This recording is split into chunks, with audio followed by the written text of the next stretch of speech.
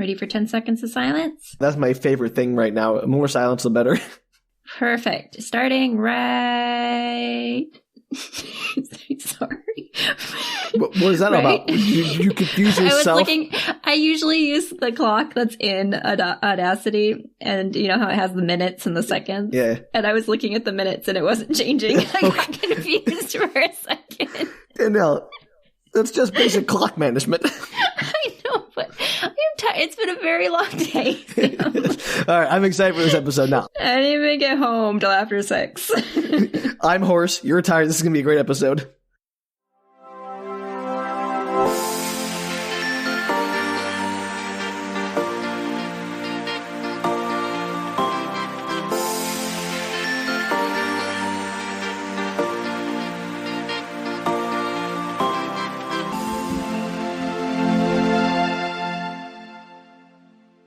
Everybody, and welcome to Book Retorts. I'm Danielle. I'm Sam. And this is a podcast where one of us explains a weird piece of media to the other who has no experience with it. That's me, Danielle. I'm like a brand new set of batteries. Pop me in your remote. Get to clicking again. Yay! Sam's battery. All right. I panicked on that one, I'll admit. That's okay. It wasn't your worst one. Thank you. Okay. You know what it's time for, Sam? Another Asian drama? Yes, it's time for another Asian drama. Oh boy. I was guessing. I'm excited. I'm very excited about this one. We are bringing Thailand to the podcast, so yay, Ooh, Thai dramas. A Thai drama? Yep. It's a 2023 Thai drama called Pluie. I love their pod. Yes. Not that kind of Thai. What? Pad Thai. Okay. It's delicious. Wait, you got a problem with it? No. Okay. Well, that went off the rails quickly. Sorry. I'm going to send you the summaries. Yeah, let's get back on track here. Clearly, I have confused you. I don't know. Never mind. So this is probably going to be a two-parter because it's 12 episodes, but it's 12 episodes where not much happens. And so I was able to split this up pretty well. Great. Hey, we haven't done a new part of your Asian dramas in a while, so this is going to be a treat for everyone. It's going to be great. So I'm going to send you the summary, which I'm pretty sure might be a translation from something because it somehow tells you everything and nothing. Oh, okay. I can't wait to see this. All right, here you go. All right. Does it just start in media res there, that first sentence? Yeah, you can have the title if you want, Pluie. I don't remember the title. Not going to happen. Called Pluie, I told you. Too late. I already forgot it.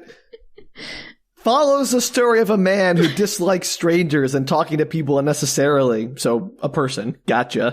He also suffers from a sensorineural hearing loss when it rains. Wait, what? So... The noise of the rain causes his ears to freak out and he loses hearing. Cool. Good call, Sam. Good call. However, as fate decides, he can only hear one voice when it rains. What? Danielle. Every sense of that took me further and further from understanding. No, that's how I felt when I read it. And I really did try to find another summary that wasn't really long, and I did not find one. So this is what you get. Well... Boy, that was learned some new words. Boy, I went from he's a normal person who doesn't like talking to people. We can all identify with that too. Oh, he hears a specific voice when it rains. Got it. That was a journey in 3 sentences. I know. I liked it. I almost didn't give you anything because I was like, this is a terrible summary, but I decided I was going to go for it because it made me laugh. Well, that's fair enough. That's what really matters, right? All right, let's get into this drama. Oh, are you talking about us or the series? What? Nothing you say makes sense today. I don't know the drama between us, Danielle, or this. Never mind. Our drama, our beef. Yes, our beef that we our constantly pod tie have. with beef. Why is my words not make sense to you? Do they make pad thai with beef? I don't know. I mean, you probably could. You can put whatever you want in there. You can put shrimp or tofu or chicken or vegetable. It's I know, but I think I've only ever had shrimp, tofu, and vegetables and chicken. I mean, it probably wouldn't be as good as those, but you could probably do it. Anyway, doesn't matter. Danielle, I don't know what's going on. Hopefully I can be more coherent or you can understand me better. We have to get back on track here. All right. So it opens with a voiceover, as all good TV shows do. Is this the one voice you can hear when it rains? No, this is his voice. Oh, okay. Never mind. That's less interesting. Which I don't think you can hear it when it rains. I don't think you can hear him. So maybe the only voice you can hear is his inner monologue. Yeah, okay.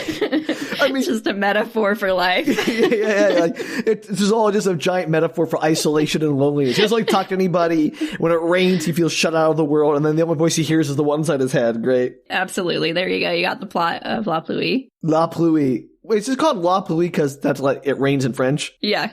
Okay. The rain in French. I didn't want to say that earlier because I'm like, oh, I sound like an idiot because that's probably some Thai word that means something. Nope, it's French. Got it. It's French. I don't know why. There's nothing French in this, but whatever. Okay, sure, why not? All right, so the first line says, I don't know what the world is like where you are, but... And it goes on to talk. And I didn't think about this the first time I watched it, but the second time through when I was taking my notes, I was like, are there alternate realities?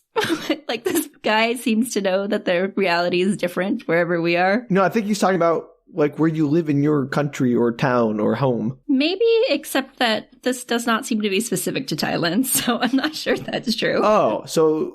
We'll get into it. We're going to get into it. Is there a multiverse? Is this our first multiverse movie, Danielle? No, it's certainly not. I just thought it was a weird opening line when I thought about it in retrospect.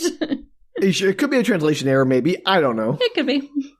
All right, so it cuts to a young man who's riding a bus when it starts to rain outside. And he suddenly loses the ability to hear the bus. Yeah. His voiceover explains that he lives in a world where there's a rare disease that is called sudden sensorineural hearing loss. It's a hard word. Sensorineural.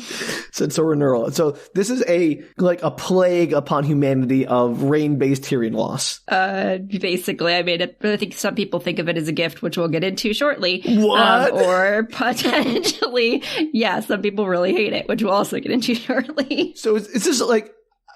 is this a bacteria or a virus or what are we dealing with Sam, here? if you want to know the details of how this hearing loss works, boy, are you going to be disappointed. Oh no! It's like the main thrust of the show and they don't even talk about it.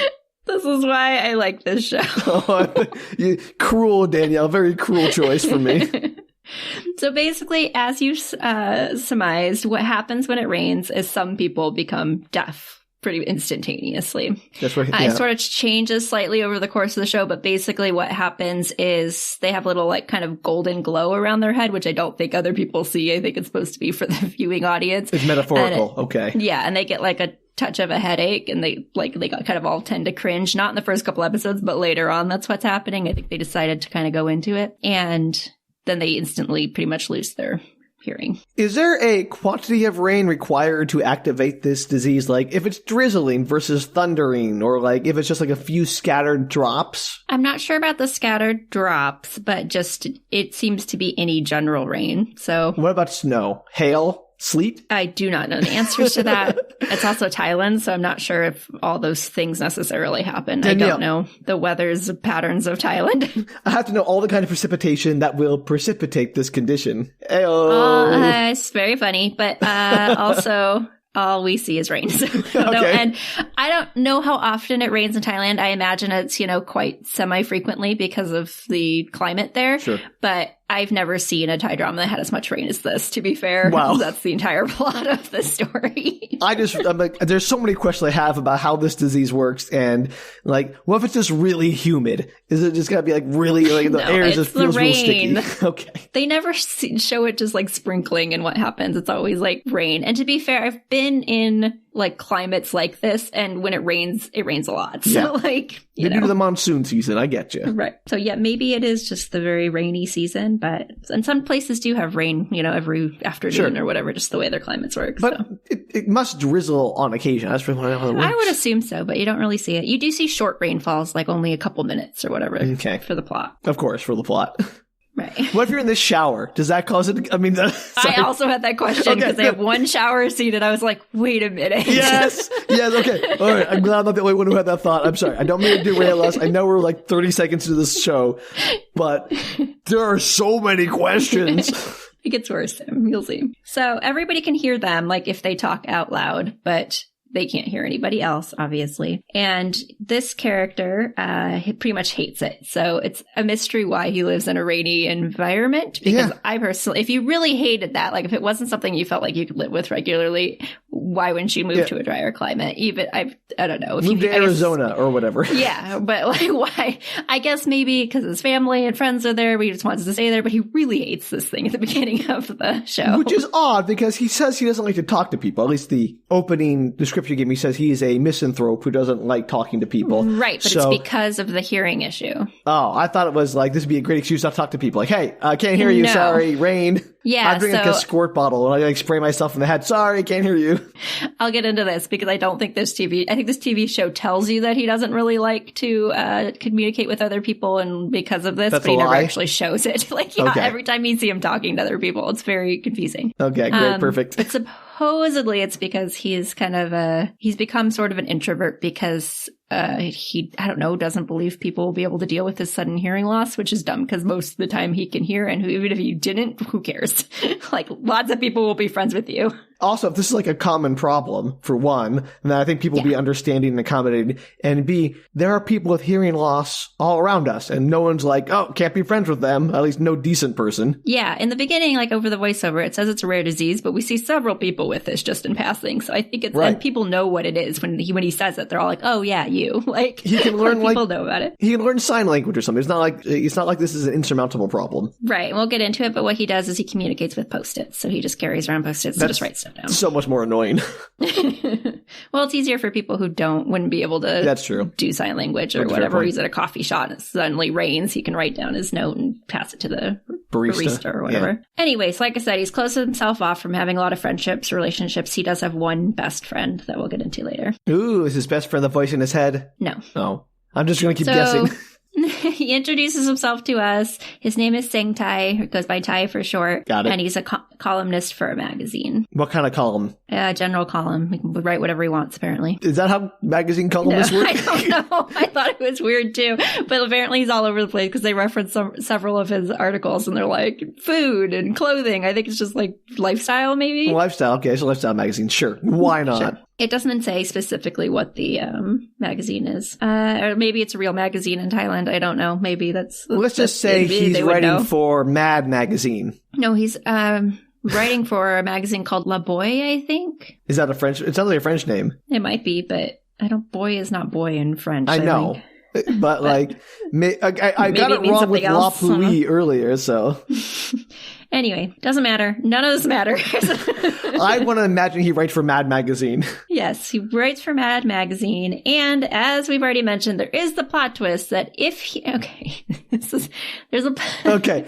Get through the plot twist, Danielle. Compose yourself. If he can hear... One person can hear his voice. He can hear one person's voice when he's deaf. Right. But... it's only if he speaks out loud that they can also hear him. They're all okay. Okay, Danielle, you gotta I'm sorry, you're making no sense. Is it that he can have a conversation, like a psychic conversation with somebody, but it has to be spoken? Yes, exactly that. And the other person is supposedly their soulmate. Does that happen to many people who have this condition? They say it happens to some of the people, but it seems to be a pretty regular thing with that. So I'm wondering if it was a translation thing or if really it's just some of the people who have hearing loss somehow can speak to their soulmate if they speak out loud. They cannot think it in their head. They have to say it out loud. I got that part. Also, absolutely horrifying for many reasons. One, you know how I feel about the concept of soulmates already, which is like, yes, come on. But whatever. I can let that go. B, how terrible would it be if you're like a happily married woman with your kids and family doing great and suddenly you contract this disease? No, and that's not how it works. You hear a voice in your head that is not your husband. You're like, uh-oh. That's not how that works. So, okay. From my understanding, they don't specifically say this, but from my understanding, this is like a from birth thing. Oh, okay. And around at the age that's of less 20, funny. In your 20th year, this is when it develops, like the ability to potentially hear your soulmate. Okay, so you know from birth that when I hit 20, I'm going to learn if I can hear my soulmate's voice. How much would it suck if you're like, I don't hear anyone? Well, yeah. Yeah. You're like, uh-oh. But every single person that you meet with this disease, quote unquote disease, has a soulmate. So I don't know if it's just like a bonus, like congratulations, you can't hear when it rains, but bonus, you get a soulmate.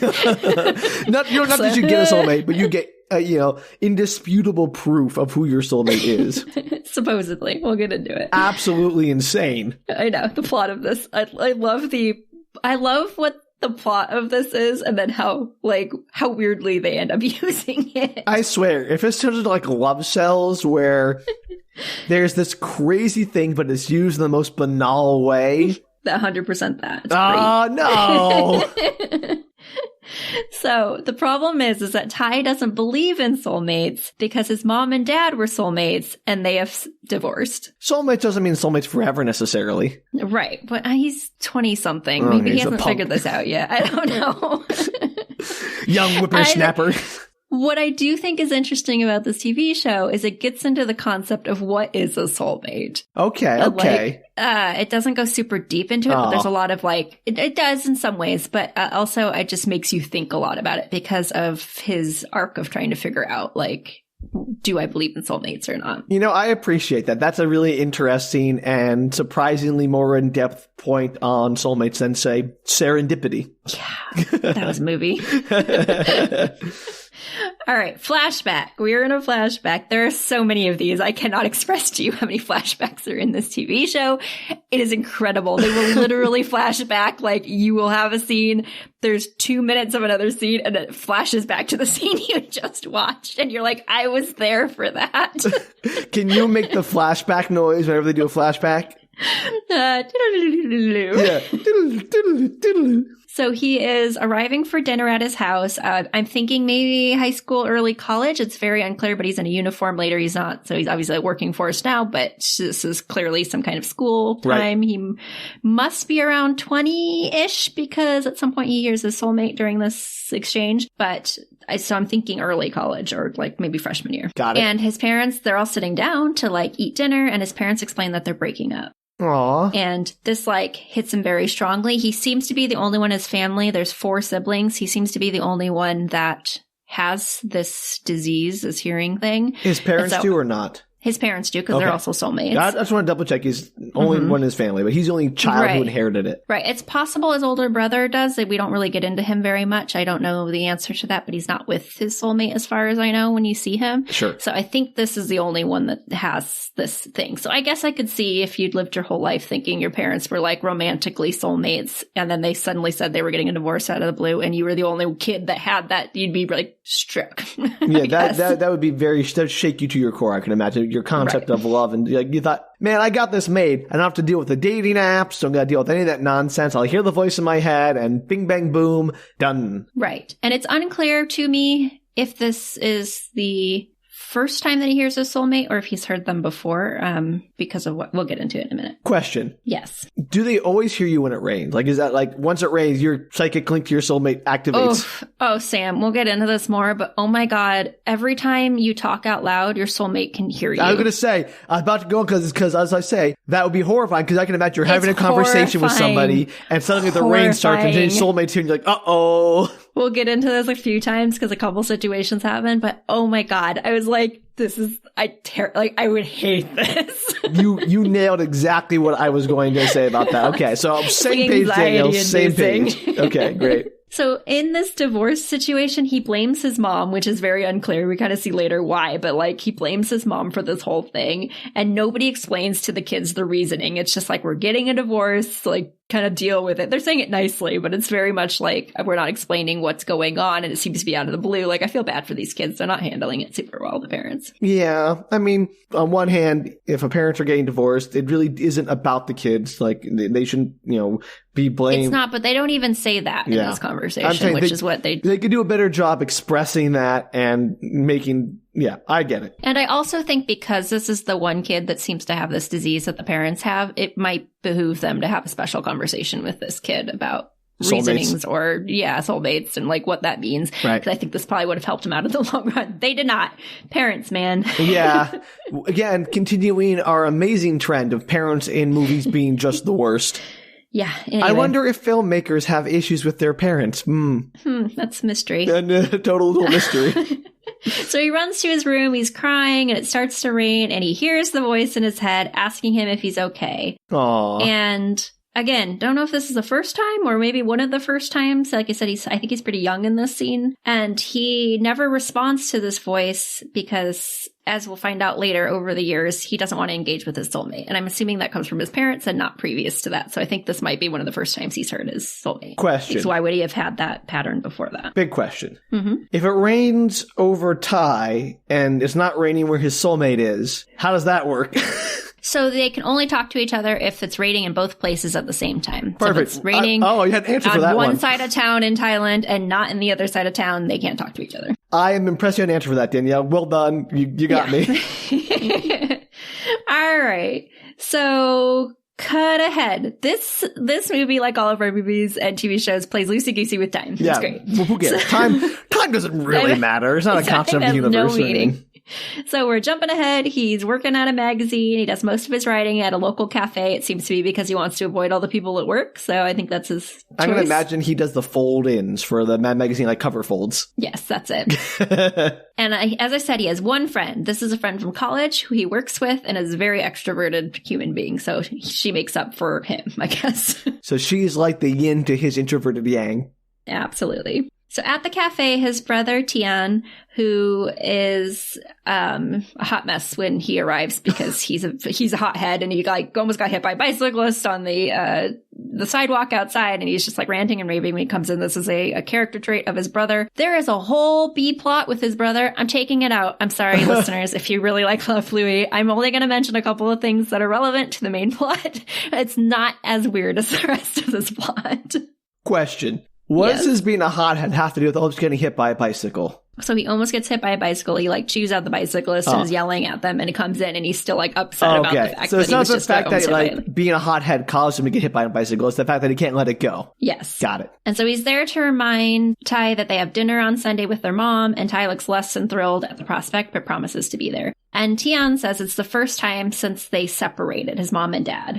So it feels like, is it recent that they like had their divorce? Which is confusing because now he's working. Or did that he, the mom never invites them. Yeah. Yeah, are they estranged? Did the mom never invite them over? It's like the way he phrases it, or at least the way translation is, it's like his mom invited them over for the first time to have this family dinner. Interesting. And this is extra confusing because shortly after this scene, the topic of Ty's soulmate comes up, with Thian asking him if he's not lonely. Like, maybe you really should reach out to him. Why won't you talk to your soulmate? And like, I know it has to do with mom and dad, but like, you know, could be an opportunity for you to meet somebody, and obviously they're well matched to you, and like at least chat with them. This maybe is be my friends. question. Because imagine you're like, okay, this is my soulmate. What if they're like a jerk like Ty is? Yes, I actually have questions about this because I've seen a few things with soulmates, and sometimes the soulmate is a terrible human. Yeah. And I always wonder, are they really your soulmate if they're a terrible human? Yes. Why are you paired with a terrible human? That's when you my would point. not actively choose a terrible human? I don't know the answer to that. This show does not have an answer to that, but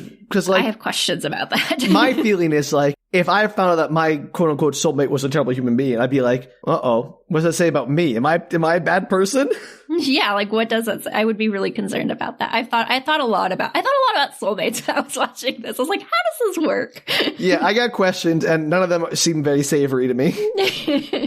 But again, this is making you think of those questions, which I did like about this show. I do appreciate the fact that it engaged with the concept of soulmate on a deeper level than just, oh, they're your perfect match. Yep, that's not what this is. Great. So like I said, he's been ignoring a soulmate for quite a while, it would seem like, because apparently it's been 2 years since he's been ignoring his soulmate. Aww. Which means, backtracking, that it's apparently been approximately 2 years since they've had dinner with his mom as a family unit, which means it's been 2 years since the divorce, give or take. And now I'm confused. Does his mom never eat dinner? No, I got it. I got the answer, Danielle. Danielle, the answer is so easy. I can't believe you didn't think of it earlier. His mother just moved into a new home, and this is the first dinner they've had as a family in the new home. It's her, like, housewarming dinner.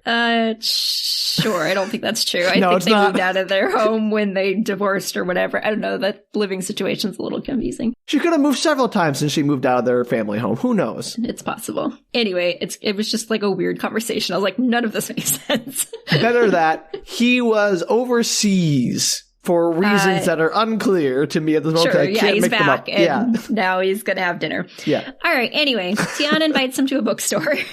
We're so terrible at this. And this is the most mind-boggling scene. I don't know. This confuses. This is the most mind-boggling scene. Okay. Okay. You know how we talk about how TV shows and movies are actually just androids pretending to be humans? This is like the actual, like, peak this android. Scene. Yeah, like, I do not understand this. I feel like this show was like that a lot. I was thinking about that while I was watching this, but this scene in particular, I'm like, nobody does this. So Thian finds this book. This is like, he's going to look for this book. He's a cinema, like a movie major in his, if a film major, I guess, film Cinephile. studies in his college. And so he's looking for the specific, like, cinema related book, and he finds it. It's the only copy. He puts it down on the table that's like next to the bookshelves because he's going to go look for other books, and he walks off. What? And I'm like, take it with you. Put it in your bag. Take it up to the front desk and ask them to hold on to it. It's a book. It's not like a brick. It's not like it's hard to carry. It's so weird. He just leaves it there. He's like, I'm coming back for you. It's not going to be there when he comes back. I know how this works. Yeah. So he like comes back, and there's a guy that's like standing there and holding it, named Lomfon. Sure. And so he gets into a huge fight with this guy, like Thian does, about how, like, hey, you took my book. And he's like, did you buy the book? And he's like, no, but I put it there, and it's obviously reserving it. Like, no, it's not obviously reserving it. You just put the book down. So this is the hothead brother having all this happen. Yeah. Okay. Yeah, exactly. Got it. What a ludicrous moment. Yeah. And I felt crazy when I was watching this. I'm like, is this some weird thing in Thailand that you just put books down on tables and it's reserved? Like, doesn't Did you look make it any up? sense. Is it? Like, no, I don't think it is, because Thai comes over and is like, listens to the story. He's like, tell me what's going on. He's clearly like the even-tempered one. He listens to the story and he's like, no, you put the book down. And I was like, thank you. And so he apologizes on his brother's behalf to Lomfon. Well, maybe just Thian is a android. Maybe. But the whole situation, I was like, what? Because everyone else seemed to be reasonably put out by his reaction. Like the man holding the book. He was so sure of it, though. The way he acted in that scene was just like, this is a thing that we do. I got it. I was like, no, it's not. Okay, new theory. Better theory. Remember the movie Bowfinger? Sure. Where there's the movie they're making in the movie is about aliens that come down in raindrops? Yes. Okay. The reason Thian is acting so weird is he's an alien. Oh, sure. Yeah, yep. And the people who have the deafness while it's raining, that's a defense mechanism humans have evolved to protect them from alien invasion in their brains through raindrops. Let's go with that. So everybody who doesn't have the deafness is an alien. I'm trying to make this make sense. I'm really trying to make this make sense, Danielle. It's very difficult. Anyway, that scene happens, and I'm only telling you this because Lomfon becomes a character. So Lomfon becomes a character, great. So Thai makes it home. He's working on some work stuff before bed, and it starts to rain, and the golden glow happens, and he hears his soulmate singing. And then suddenly the soulmate stops singing and apologizes for bothering him, not realizing it had started raining, which is confusing to me because later it's clear that they have like a little bit of a headache every moment when it like carries over to his deafness. So you think you would realize that it was raining and you were about to go deaf. Yeah. And Thai flashes back to his brother, asking him if he's lonely. Like, shouldn't you talk to your soulmate? That whole conversation. And so he decides to speak to him for the first time. And so he tells the boy on the other side, the other rain side, that he's fine and he can continue singing if he wants to. And the voice is very excited because this is the first time that Thai has talked to him. Yeah. And he's like, I've been working on a new song. I'll play it for you. I know you can't hear the guitar, but like, let's do this. So he starts playing. You can hear him sing. He's a pretty decent singer. And then weirdly, like keyboard music overlays it, which is a choice when you know that he was playing the guitar. And I don't know why you wouldn't just go with the guitar as the overlay. I'm confused by a lot of this movie already. Or TV show, sorry. Yes. What are you confused about now? Everything. Like, everything. Why is rain? Sam, you gotta go with the rain, because if you don't go with the rain, La Pluie's not gonna make sense. Well, obviously, La Pluie, I got it. The rain is a big deal, but I'm just, like, I'm really trying to buy into this. I'm gonna try. It's just...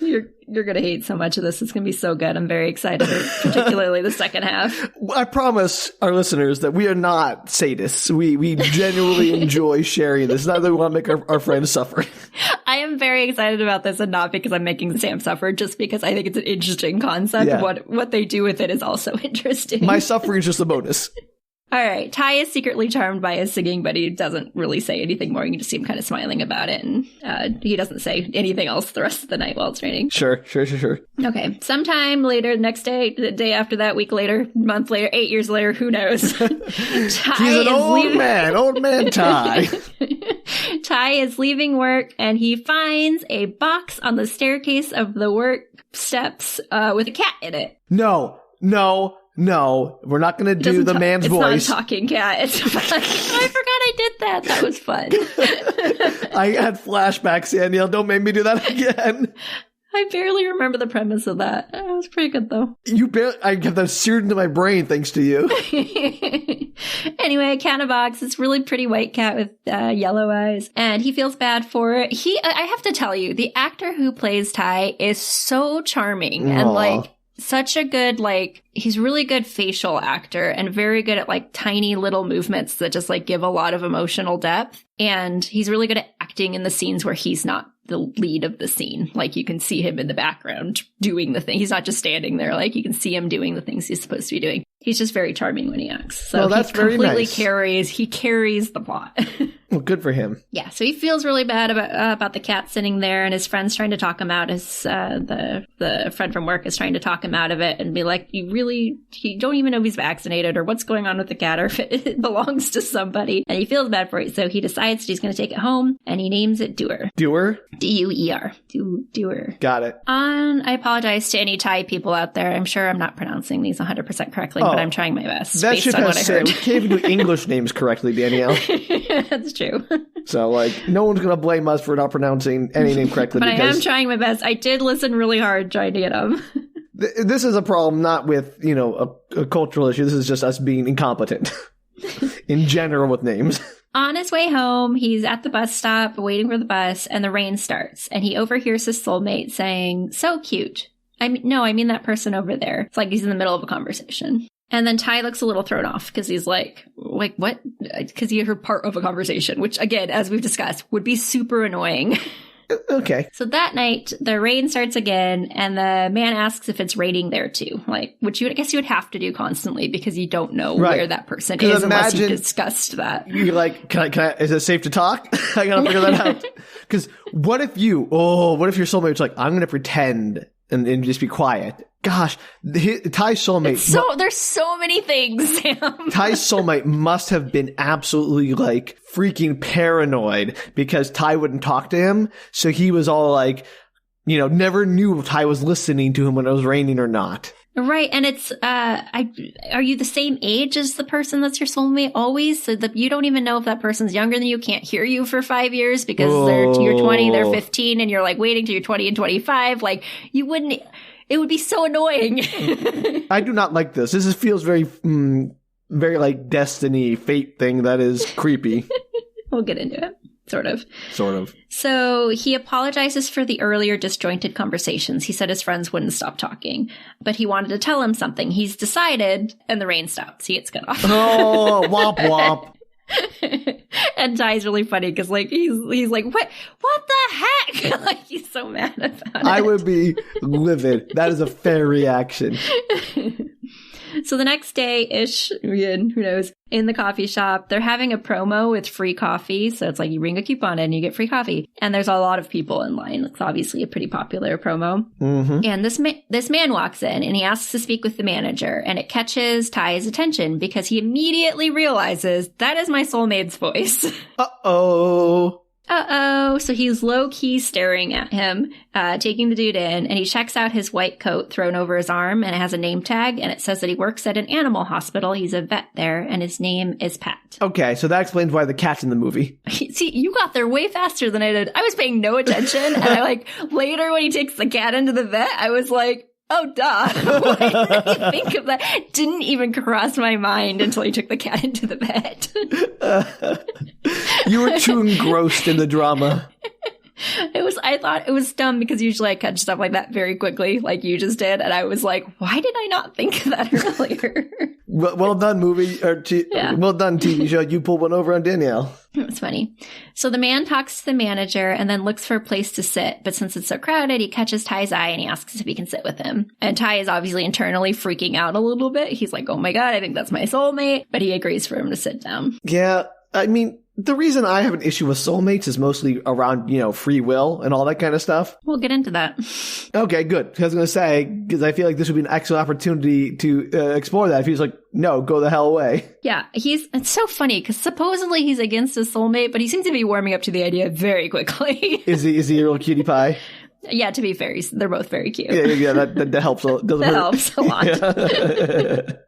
So he's clearly interested in this guy. And they chat a little bit, but Patch is called off for a vet emergency and leaves just as it begins to rain. Wait, his name is Patch? Pat. P-H-A-T is how they typed it, but it's pronounced more like Pat. Pat, okay. Mm-hmm. With a slightly less harsh A, but somewhere in there. So Ty suddenly grows some courage and he runs after Pat and stands at the door, but the man is facing away from him. And he's walking off towards the vet office for the emergency. And Ty asks in the psychic rain voice what his name is. And the man is clearly surprised to hear from him because the way that it's filmed, he's, like I said, he's facing away. So Ty is behind him and he's facing away. So he doesn't realize that it's Ty talking. And says his name is Pat, and thus proving to Ty that it really is a soulmate because he saw the name on his thing earlier. Obviously, he's facing away. So he's like, oh, that's the vet because that was the same name. So must be him. Must be. Good job. I'm not sure I would recognize the voice he's heard his voice for 2 years in his head, though, every time it's rained. I'm also, terrible with people, names and faces. I feel like I'd be like, I just feel like this is kind of test. I'm like, oh, Sam, you failed this one. I think I could do voices. That happened at work the other day. I didn't realize somebody had come into the office and I heard them, and I don't know them outside of the office, and I heard them talking, down the hall, and I was like, am I having a stroke? Why is their voice coming out of this office? So I actually think I could probably do this if I heard somebody talk for 2 years. I think you could. I just feel like every time I watch, something with a voice actor in it, I would, or a famous person who's, doing a voice in a show, I'm always like, I know that voice. Whose is that? And I can never remember whose it is.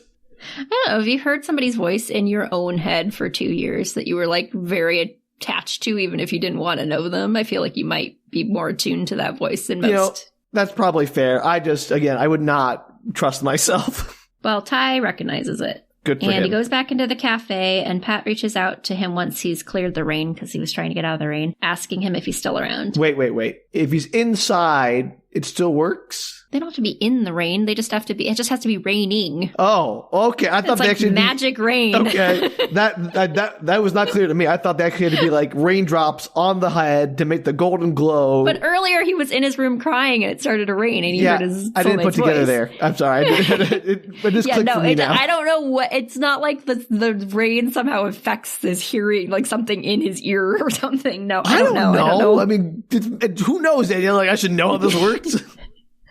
Magic rain. He can be indoors, outdoors, doesn't matter. Because it's always raining somewhere, so. All right, so what if he's he said 50, what is deep in a basement? Does that count? Yeah, it doesn't matter. So I think any time it rains, you never see a situation where it's raining and it doesn't affect them. But that's my thing. If you go deep enough, at what point are you no longer in the rain? I'm already. I think it's just annoyed. Attached to the fact that it's raining. I think it's magic rain. What if you were above the rain, flying above the clouds in an airplane? I'm not sure. I don't know, Sam, but I don't think it matters. I think if you're in the vicinity of the rain. These are the questions that do matter, Danielle. I'm sorry. The questions that urgently require answers. I'm sure that in this reality, they know this. This is your own fault. You brought this show to us. I'm gonna ask you about these questions. All right, moving on, because we have gotten through so little of this plot. Oh no! Maybe 3 episodes. He tells him that so Pat tells him he never got the chance to finish last night what he was going to say because the rain had stopped. But he wanted to tell him that he was going to defy his destiny. He thinks he's found the one, and he knows it's not really any of Ty's business, but he's probably just been annoying him for 2 years. But he wanted to let him know that he wasn't going to choose him, essentially. He wasn't going to go with his soulmate. But also, with someone else. Ty kind of really opened the door there by being an unresponsive jerk. Right. And he obviously looks pretty disappointed at that, but I mean, I don't know. You've not wanted to know your soulmate. But now that he's met him, he's all like, but he's cute. He's a vet. Also, just like, oof, imagine like your soulmate hooking up with someone else and it starts to rain. You get to hear all that. You may or may not get into that. No! Anyway. No! So, like I said, Ty seems pretty disappointed for somebody who 3 days ago didn't want to be with his soulmate. You know, a lot can change with a simple love at first sight. Right. So he tells his brother and his best friend kind of what's happened so far. His brother's like very excited about this. So was his friend. And his friend is like, dude, you should use Dewar, your cat. He's a vet. And I think I can't believe I didn't see that coming. Okay. I'm surprised that I didn't think of that. That's the first thing I would have thought of. So he goes to the office, and though the vet is not Phat, he does run into Phat in the office. And this is like a little ensemble comedy that's going on in this vet office. There's like there's this group of vets that all work together, and they're all best friends, and they like Pat's one of the owners of the vet office. He and like two other guys started it who you only see briefly, but everybody else is working there, and they're just like silly and goofy and like best friends. So it's very cute. But one of them wears like a crocodile hat for reasons I don't fully understand, like a little stuffed one, kind of like you put on a dog. If you had the opportunity to wear a crocodile hat at work, would you? Maybe. Yeah, I think that's a yes, Danielle. He's constantly in a hat. It's kind of adorable, but also why? Why? I'm not even sure animals would like that. I feel like some animals would be very against not for the animals, Danielle. It's for him. Let him be his best Maybe self. He just likes to wear his I was pro crocodile hat. He seems like an adorable person. So his friends are deeply invested in this obvious burgeoning relationship when Phat and Ty run into each other in the office, and they're just like, it's just a basic conversation. Pat's like, oh, what are you doing here with your cat? Oh, you're getting, shots for the cat. Very cute. Like, it's just like, there's nothing going on in this conversation, but Ty panics mid-conversation, is like, gotta go, bye, and he leaves. Oh, no. It's cute. So back at college, Ty's brother, Thian, gets assigned to work with the guy he met in the bookshop that he obviously is still angry at for taking his imaginary book that belonged to him. Yeah, that's crazy.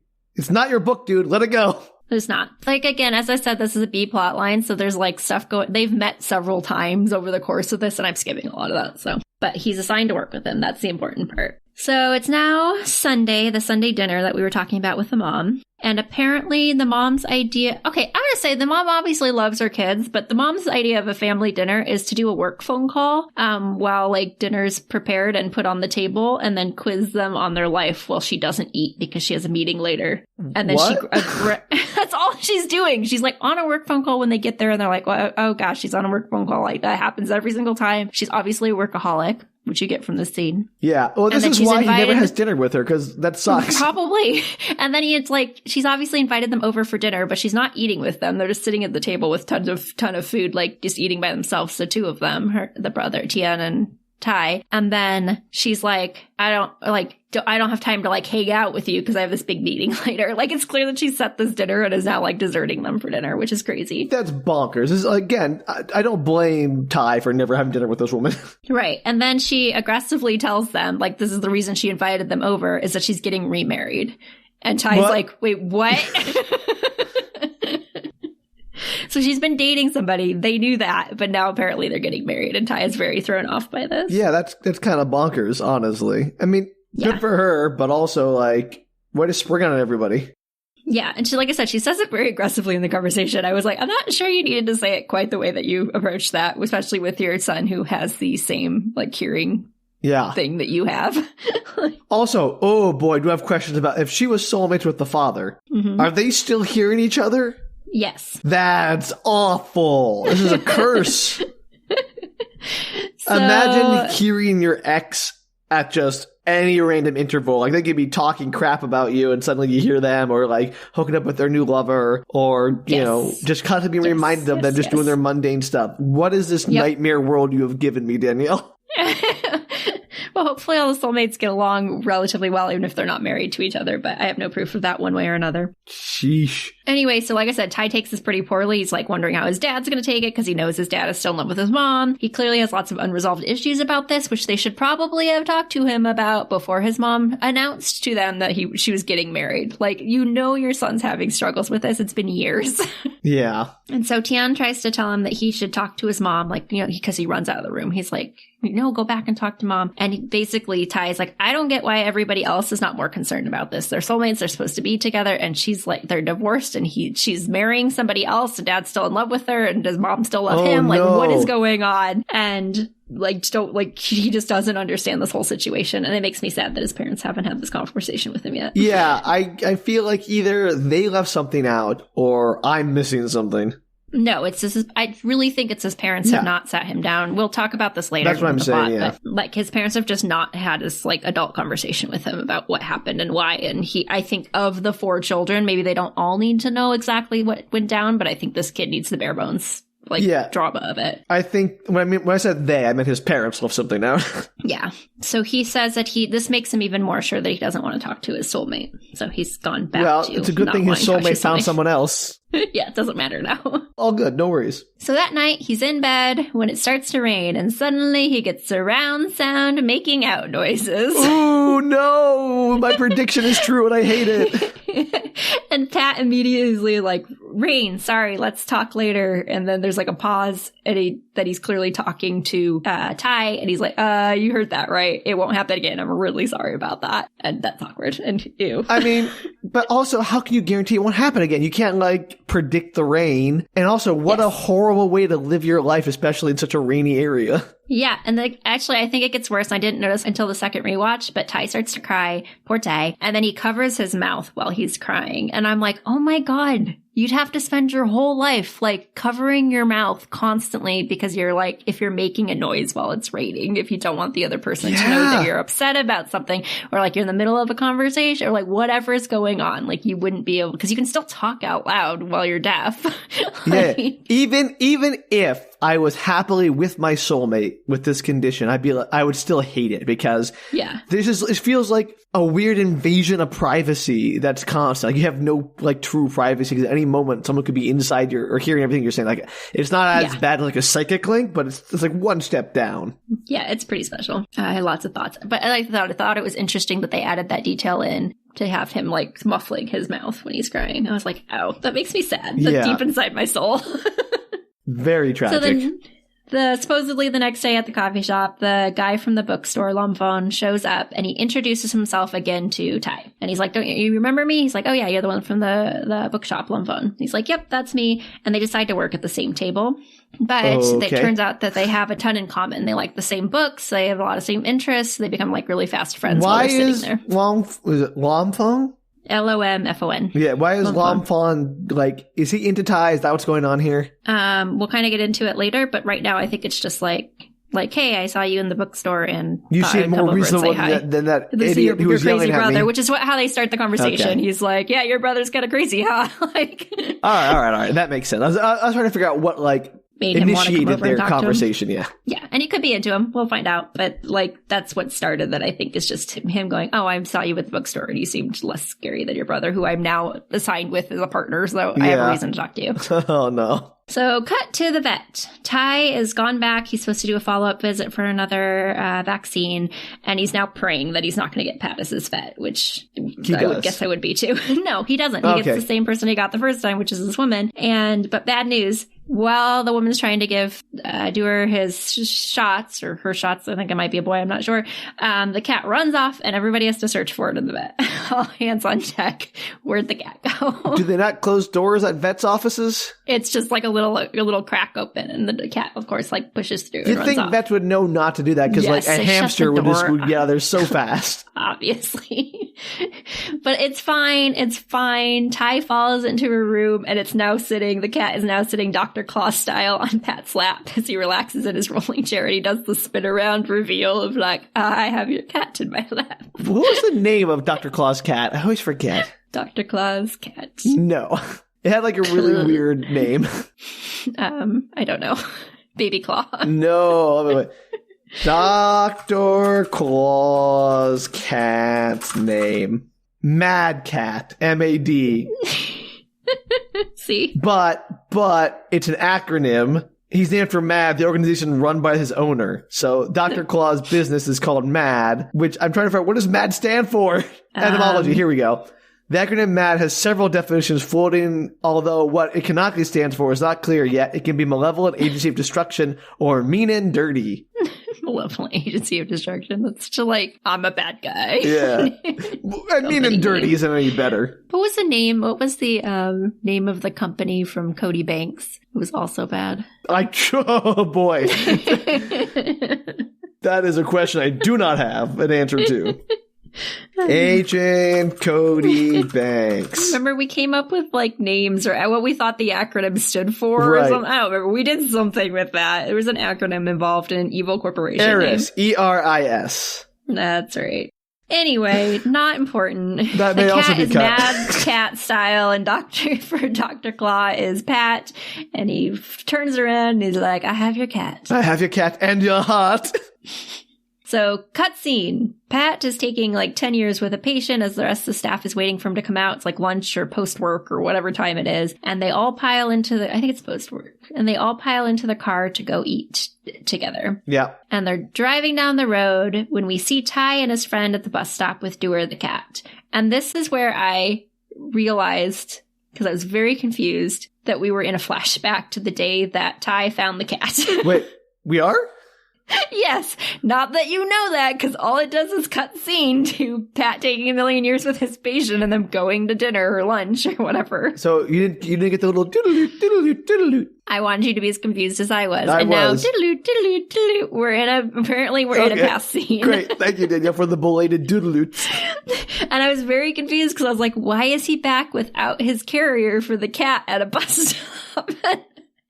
And then I realize as the conversation goes on, oh, this is a flashback That's to the that worst. scene. I mean, like, I'm all for non-linear storytelling, but at least, like, this isn't Memento. You can make it semi-coherent. To be fair, I think some of these are like episode cuts, so maybe this was the beginning of an episode, but I was still very confused as to like, because when you end on one scene and then start somewhere else in a timeline, You assume there's like, some continuity. So confusing. Yeah. Why wouldn't you say like 3 weeks ago or whatever? I feel you. So Pat sees Ty with the cat at the bus stop just as it starts to rain, and he remarks that Ty is cute. And the people in the car are like, who's cute? Who are you talking about? Oh, And- I get it. It's a misunderstanding. Classic misunderstanding.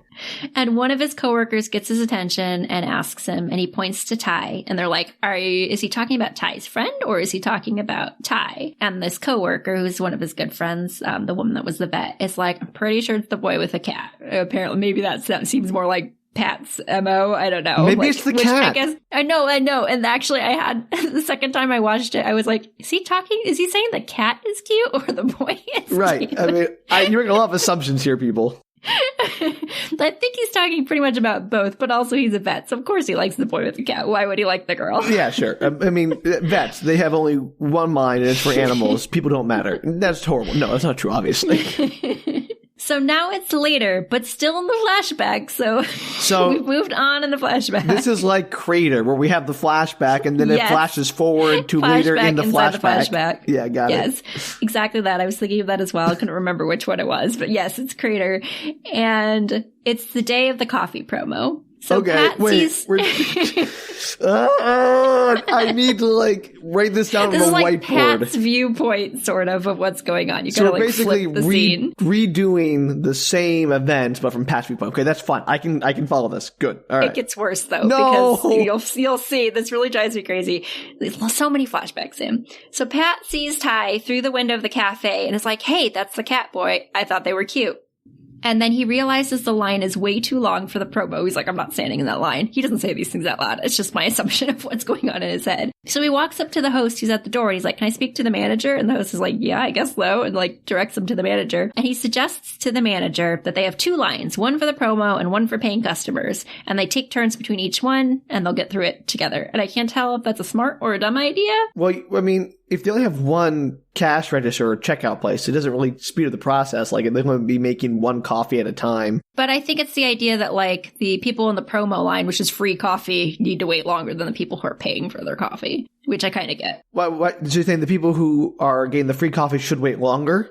Potentially. I mean, that's like free coffee. Wouldn't you wait longer for free coffee than if you were paying? It depends on the coffee. But also, like, I mean, if you had 2 registers, you could just do 2 checkout lines. That's fine. But yeah, that seems to be one register because he suggests taking turns between each person, each line, which I don't think speeds up things either, but it does get through the people who are paying faster. No, it doesn't, because it's just going to shuffle them.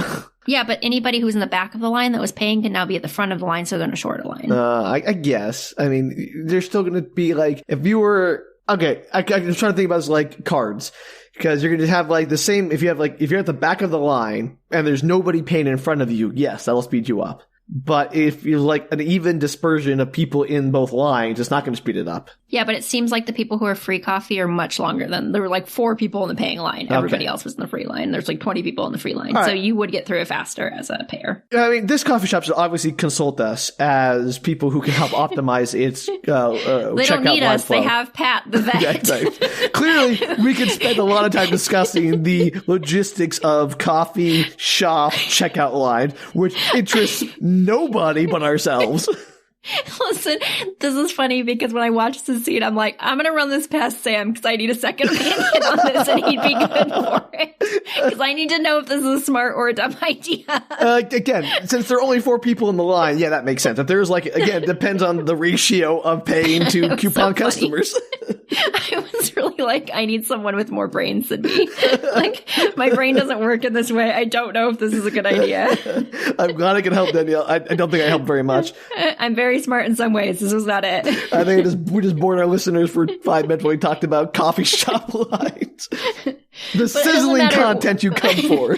What I think is funny, though, is just that the manager's like, oh, you heard about this from a coffee shop in Japan? You saw this happen and it worked for them? Sure, let's do it. And I'm like, why are you taking the word of some random vet who comes up and it's like, hey, I have a better system than what you have in place? I call it the Pharaoh's shuffle technique. So they give him a free coffee while he waits for coming up with the idea, I guess. And he was supposed to do a coffee order for all the vets. So I'm assuming they're going to make that for him. So he got ahead of the line. He was really smart in that way, I guess. Yeah, I mean, you gave a suggestion of dubious origin and maybe dubious value and got a free coffee out of it. I wish that worked for me. I make all kinds of dubious suggestions. Well, have you gone up to managers and suggested things for their coffee shop? I'm sure it would go for real well. Oh, yeah, they'd love me.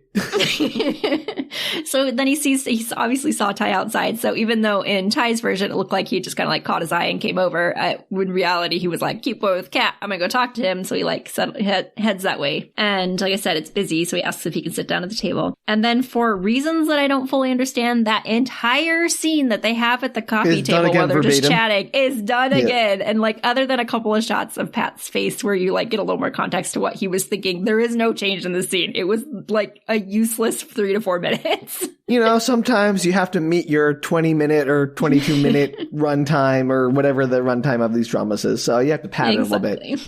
So you do get a scene of him saying the lines about how he's defying his destiny from his car. So he's like got out of the rain, he's sitting in his car. And it's clear that he's talking about defying his destiny with Ty, which is obviously... playing into his destiny. So then who's he making out with in the future? I guess we'll find out. You're going to find out. If it's a dog, I'll be very upset. Yes, it's a dog. Cut back to Dr. Claw. Dr. Claw. You mean Pat? To the scene with Dr. Claw, the cat, the Dr. Claw's lap. Yeah. Who, we're all over the place tonight. It's like we're having a conversation as opposed to a storytelling. I mean, that's usually what it is, but usually we have at least like some kind of point to our... Actually, the reason why this is all over the place is because of the way this story is written. That's probably how it doesn't help either, you're right. No, it's really... And the scenes are very drawn out. It's like not too much happens in the actual like story. And so everything's kind of like long drawn out scenes. So I'm like, all my notes are just summarizing like 15-minute segments in one little like 2-line paragraph thing. So I think that's why it feels like this because it's just like the way it's written. To be fair, I've also taken us on quite a few cul-de-sacs about how the rain works and if you can fly over it or something. Like if you were in a hot air balloon in the cloud, will that count?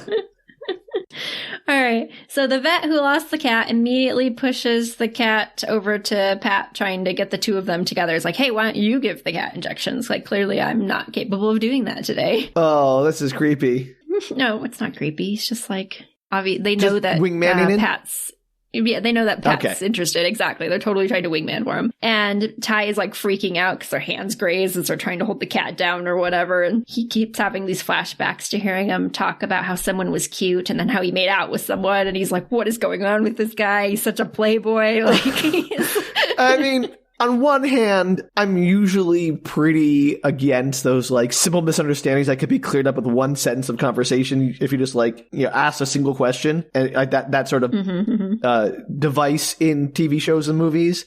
On the other hand, this one kind of makes a little bit more sense than the others because, yeah, it feels a lot more like you live in someone's head. I imagine that makes things pretty skewed. Right. So you wouldn't just like straight out ask stuff, exactly. I would imagine. And you don't know this person from Adam. So it's like, it's still awkward even though you've heard them for years in your head. What I'm saying is this is the only instance of that device that I am like, okay, I'm not angry about this. Yeah, I don't know how you would. You literally met this person like twice and being like, so who you were making out with last week would be a real awkward conversation. I mean, I suppose he could, in like the safety of the anonymous voice, ask like, hey, I know you want anything to do with me. Tell me about the guy you're interested in. Yes, could be. But that I would also like, that would not be something I would want to do were that me. So I get it. So well done, TV show. You found the one instance.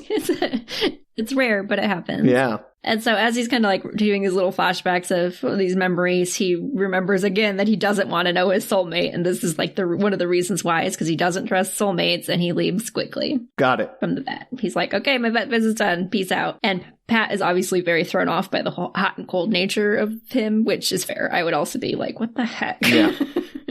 So that night or a night,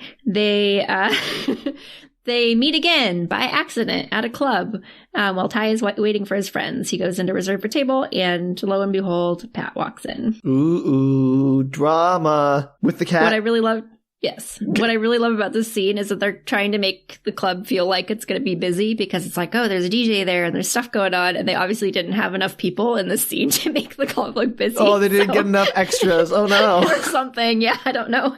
I don't know why this was so difficult to fill, but it makes me laugh because they're acting like it's a big deal and it's really not. Aw. So Pat overheard Ty call him a playboy earlier. He kind of like mumbles it to himself and he overheard it. And he's curious as to why. So he goes over and he's like, hey, what's the deal? Apparently Pat doesn't have the same compunction about asking questions. A little bit more bold and confident. I appreciate that. And obviously he's not going to tell him he overheard him making out with someone. And that's like that's one of the reasons why. Mm-hmm. And calling someone cute. And now he's flirting with Ty. So he's like, what the heck?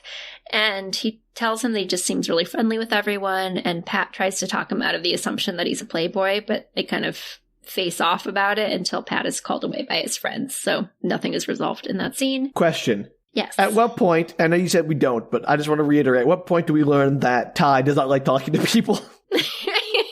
We don't. Okay, great. Just want to circle back around. Nothing's changed since we talked about that at the beginning. Great. See, this is what I'm talking about. So it's basically like said, maybe one of the voiceovers or something, like it was clear from the get-go to me that this kid is like trying to avoid relationships except for his one best friend, and he doesn't go to the work stuff because he goes and works in the cafe because he wants to be alone. But that is the only time that you see him really actively avoiding other people. Otherwise, he seems very polite and social, and people seem to like him. Yeah, he seems like gregarious enough, to make friends, not like a complete introvert. Yeah, and he's at this club to meet with a friend who's bringing other friends. And I'm like, it sounds like you have a social group, hon. Yeah, sounds like you are a social butterfly and not the misanthrope I was led to believe. It's so crazy. So that'd be interesting to have like a misanthrope who just like despises people or like whatever is socially, has social anxiety or something, whatever it is. And so they appreciate the rain as an excuse to avoid them.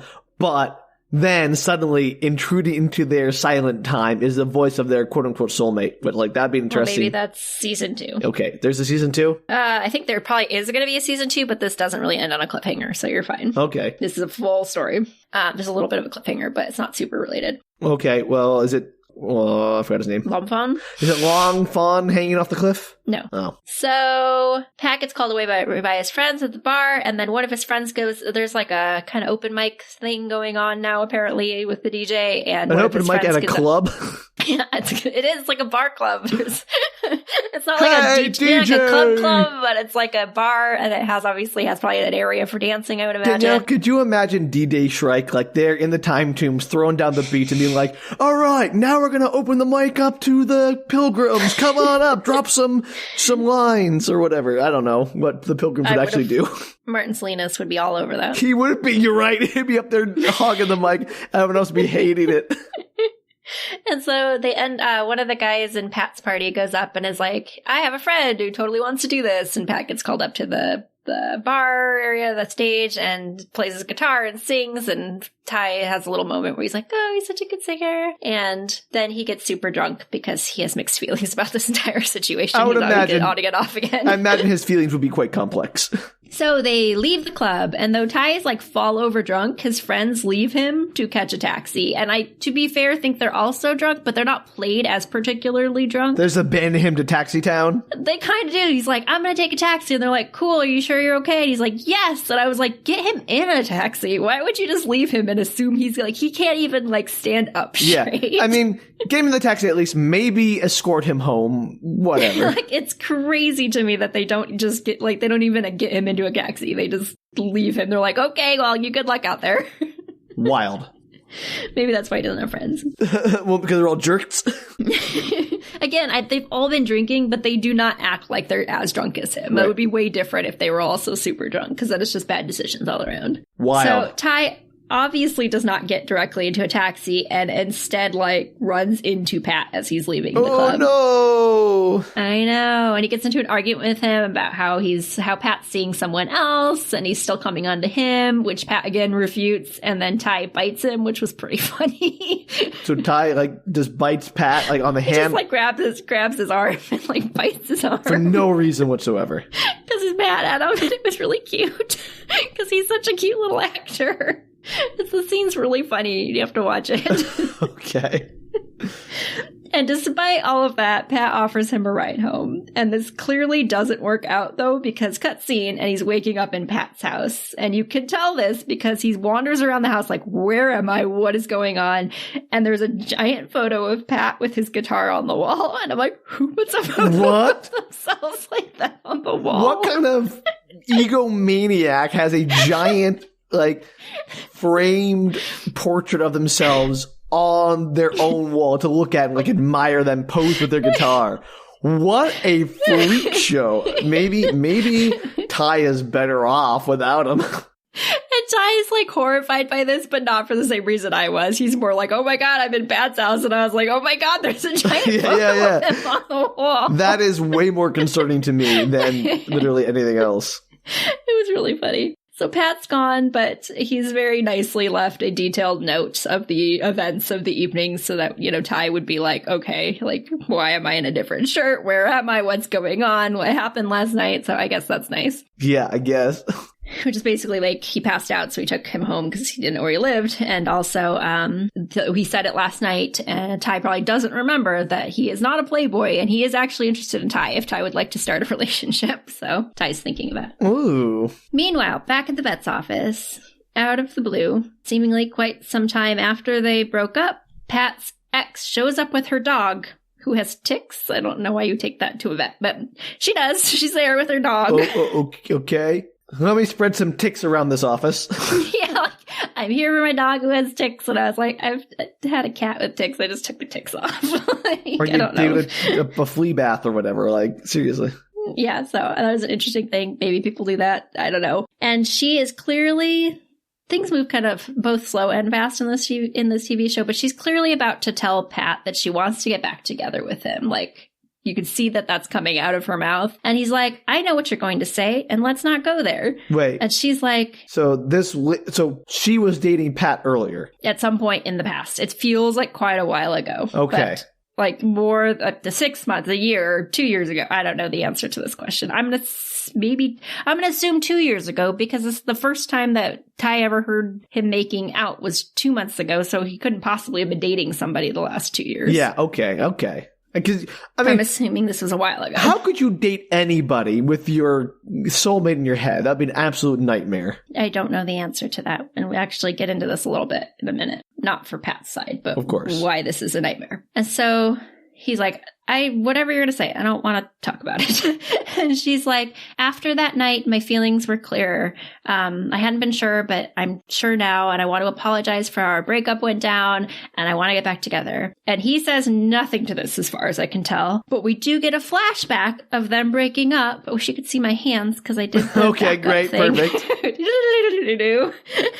Backing it up to them breaking up, which is him wanting to stay together and her telling him she'll always come in second to his soulmate that never responds to him. So he was hearing them in a relationship. I would assume at some point, or maybe early on in his years. I don't know. What nightmare fuel is this universe? Maybe they're really good at judging when it's going to rain. I don't know. They're like, oh, thunder, gotta be quiet. And that don't would be talk. a skill you'd cultivate. Yeah, you'd be pretty good at that. But obviously he's not great at it because he was singing that one time it started to rain. Then he was making out that other time it was starting to rain. Yeah. So basically she's like, can you promise you're not going to talk to your soulmate? And he's like, he doesn't say anything, but he's like, clearly doesn't want to make that promise. And she's like, well, no, then we need to break up because I can't do this anymore. Like, I don't want to be second fiddle to be one thing if you guys had agreed not to be together, but you're not, you know? Right. So what I don't understand is she's now back at this vet office trying to be with him. And the problem is not solved. He still has a soulmate. And it's worse because he's actually met the soulmate. Not that he knows that. So I can't fathom why she wants to get back together with him. So she broke up with him because he has a soulmate, and she always comes second. And now she's like, yeah, I changed my mind. It's been X number of months, and I want you back. Right. She says, after that night, my feelings have become clearer. I hadn't been sure, but I do actually want you back. I've been thinking about it a long time. That's basically what she says. Crazy. Right. And I don't understand because it's still a problem. This problem's not resolved. It is not resolved in any way. And you don't know. He could have moved on from then. Yeah. So later, cutscene, one of his coworkers mentions that she heard his ex had shown up, and they clearly know everything about each other. And he tells her that Pat tells her that she wanted to get back together, and admits that he didn't say anything to her in response to this, even though he knows he doesn't want to get back together with her because he's like, even if it doesn't work out with Ty, he knows he doesn't want to get back together with her. Sure. And the friend is like, well, she's probably confused from that night. And he's like, yeah, I know, but it's over for me. And hopefully not answering her today will be answer enough. And his friend's like, yeah, hopefully that won't come back to bite you in the butt. Not specifically telling her that you do not want to be back together. Yeah, just tell him. Just it's so weird. Just say to her, no, I mean, this isn't like, now I'm angry. This is the kind of like miscommunication thing I told you I was angry about, and I'm back to being angry. Yeah, it always drives me crazy when they just don't tell us. You know, it's not like you're saying, well, maybe I'm interested, maybe I'm not. I don't want to say no because I'm not sure. No, he flat out says, I do not want to get back together with her. Then just tell her that. Tell her that. So as he leaves the hospital, as the two of them leave the hospital, to his surprise, Ty is waiting for him outside. Ooh. And he wanted to thank him for taking care of him last night. And also he thought about it and he does want to go on a date with him. Ooh. I know. So they go to dinner at a super fancy restaurant. And there's nothing much that happens at the restaurant, but it starts to rain as they separate for the night. And Pat sends him home. And Ty gets into his room, and to his surprise, Pat suddenly asks in his head if he made it to his apartment okay. And Pat's like, whoa, wait, you know I'm your soulmate? Wait. I'm sorry. I don't think I understood what just happened there. Can you say it again? Because I got real confused. So they go to dinner. Right. It starts to rain. They separate. They go their separate ways as it starts to rain. So they don't know that they can talk to each other. I got that part. So who says what to whom? Pat sends him home. Ty goes into his room, and Pat says to Ty in Ty's head, "Did you make it home okay?" That's the part that because I thought Ty would have been the one saying that. Right, but Ty, why would Ty say that to Pat either? Because he's the only one I assumed who knew that Pat was his soulmate. Right, but why would he say that after their date? He doesn't want to tell him that. I know. That's why I was so confused, Danielle, because I didn't know what the heck was going on. So Pat says it to Ty, and Ty is like, what the heck? Okay, sure. So Pat admits that he found out last night when Ty was drunk, and we get a flashback. Oh, that's your flashback noise. It keeps getting weaker. Oh, great. Love it. Hey, that's pretty good. Drunk Ty is still arguing with Phat about how he hates him because he's a playboy, and Pat's kind of laughing at him until Ty comes up and hugs him and tells him that he was so patient and he waited for him for so long. He didn't talk to him for 2 years, and Pat's like, whoa, wait, what? Yeah, also, that's not being patient and waiting for soulmate. somebody. That's just being a jerk and not responding. Because he waited for 2 years for him to respond, but he kept trying, which would be you mean Phat was so patient with Ty? I thought it was the other way around. He's like, I was so patient for you. I didn't respond for 2 years because I was patient. No, Phat is patient with Ty because Ty did not respond. I'm sorry. I just keep forgetting. I get so confused at who's saying what to whom for some reason. I can't keep it straight in this show. Yeah. So Ty is like, oops. I guess I told you. And Phat admits that the person he wanted to defy his destiny with was actually Ty. So that's convenient. I guess you're not defying your destiny. You've now met your destiny. Yeah. So you just fell right into the hands of destiny, I guess. You would think they'd be more concerned about this. Like, how do soulmates work? Yeah. Why am I a soulmate? Like, do I have to be with you? So the next day, later that day, I don't know, who knows, his brother, Thian, barges into Ty's apartment, and Thian wants to tell him, I'm cutting the scene out, sorry listeners, Thian wants to tell him that he accidentally held hands with the boy from the film class / bookstore, Lomfon, and he has feelings about the hand holding, and he's very confused. And Ty is like, you obviously like him. Yeah, I mean, what's to be confused about? And it throws Thian for a loop because no, he doesn't, and he hates him, and he stole his book, and like he stole the book that I just left. What an idiot! He's a jerk, and like you know how when you hate somebody immediately, everything's annoying. That's where he's at. Okay. And then Ty admits to Thian that he met his soulmate, and his brother's like super excited and derailed from his thoughts about everything because he's all in on the magic rain soulmates thing. He thinks it's great. It does not bother him that his parents divorced. I guess didn't make him question anything. Okay. That's just, I don't understand these people. I'm sorry. It's okay. So the next morning, Phat picks Ty up to take him to work, and Ty explains that he's being honest. He's like, I'm kind of reticent about the whole soulmates thing because my parents got a divorce and they were soulmates. And we get a flashback. Got it. Get a flashback to the dad leaving and the mom acting very unconcerned. She's like doing paperwork at the table while all the kids are flipping out and sobbing. And the dad's like walking out the door with his suitcase. That's like, this is terrible. Very dramatic. What is going on? And Ty goes and confronts her and is like, what are you doing? Like, stop this from happening. Why are you being like this? He's like, you know, he's overdramatic, but I get his concerns. And she tells him that it's better. She gets like suddenly very worked up, and she tells him it's better that he doesn't know the detail. And then the dad leaves, and Ty is like, and he runs off after him, chasing him down the street because it's very dramatic. This family is dysfunctional. A little bit, yeah. Especially with this particular scene. They seemed fine prior to that. Anything you see outside of the divorce, it seems like they're relatively, like, functioning. It was just in this divorce moment, I guess. At least with the kids and everything. So anyway, the whole experience left him jaded on the soulmate thing. And Pat's like, it sounds like you had a really hard time through all of this. Like, how did you get through it? And he said that he had a very kind friend who helped him anytime he felt down. And Pat's like, who's your friend? And Ty's like, well, I've never met him. Then you slip but he's super helpful. And I don't know, is it a pen pal? Who knows? Well, okay. Is it the one in his head? It's a mystery. Yes, it's his friend in his head. It's himself. I mean, it really is your best friend, let's be honest. So later that day, Ty and his friend are at the coffee shop when Lomfon, I don't know the friend's name, I'll be honest. I just said the friend the entire way through my notes. Yeah, sure. So at the coffee shop when Lomfon shows up, and Ty, this scene cracks me up.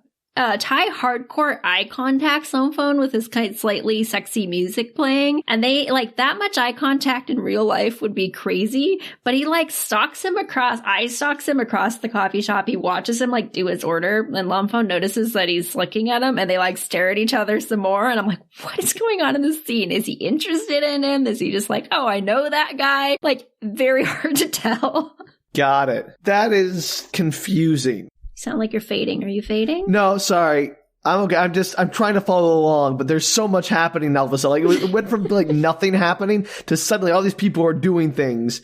And it's hard to keep track of like Lomfon is doing thing with Ty's brother and now Ty's fat. There's 2 story plots going on, Sam. I don't know why it's so hard for me to grasp it, Danielle. Right. So Lomfon comes over to the table and sits down, and his friend disappears to use the bathroom. I wish I had those scenes so I could have you watch it, because it does not make sense. She suddenly has stomach cramps, and she's like, "Oh my god, I've got to the bathroom." And so she this is just to get her excuse to get her off the table, obviously. But she stands up and walks away, and I think it's Ty who turns to Lomfon and is like, "Diarrhea." And I was like, why would you say that out loud? I was like, we all got what was going on, Ty. That's not cool. It was funny. It's maybe it's more socially acceptable there. Who knows? I'm sure. I believe it. And Lomfon admits he's read Ty's articles and he really liked his writing. So somewhere in between the last time they met and now. And it starts to rain. And Phat asks him in his head, Pat's like, "Hey, you there? Is it raining there?" He's like, "Yeah." He's like, so Ty and him start having this conversation. But recall that they have to have this conversation out loud. So he's sitting at the table with Lomfon. And Lomfon's like, "What are you doing?" Because it would be weird if somebody just started having half of a conversation at a table and you don't know that they have hearing loss. Absolutely insane. Yeah. So finally Ty realizes oh, this is probably weird to you. And so he takes his Post-it note and he writes him a note saying that he has the magic rain hearing disorder and that he was talking to his soulmate. And Lomfon looks a bit kind of sad, I would say, at the realization maybe that Ty has a soulmate, but he writes him back asking if he can ask him a personal question. So, and Lomfon, I swear, if this was a love triangle, Danielle, I will be very angry at you. No, yes, sort of. We'll get into it. Well, I don't want to spoil anything. We'll get into it, what happens. Okay. That's part of the fun of this plot is what happens. The fun. I think so. So he asks him if he believes in soulmates, because Lomfon thinks that the hearing disease is actually a scientific illness. This is almost verbatim. Okay. It's linked to the world's climate when it's raining, and theoretically, 2 people who can hear each other when it rains is a phenomenon of the matching wavelengths of these 2 people. Wait. What does this mean? Say that again. Matching what wavelength? Sam, that's just the translation that I got. Theoretically, 2 people who can hear each other when it rains is a phenomenon of the matching wavelength of those 2 people. Wait, is this like a de Broglie wavelength where it's trying to say that they have the waveform of their, but people are too massive to have a de Broglie wavelength of any measurable amount. So that's nonsense. We're also not, particles. We're composed of many particles. So why can they hear each other from any distance? Yeah, no, absolute nonsense.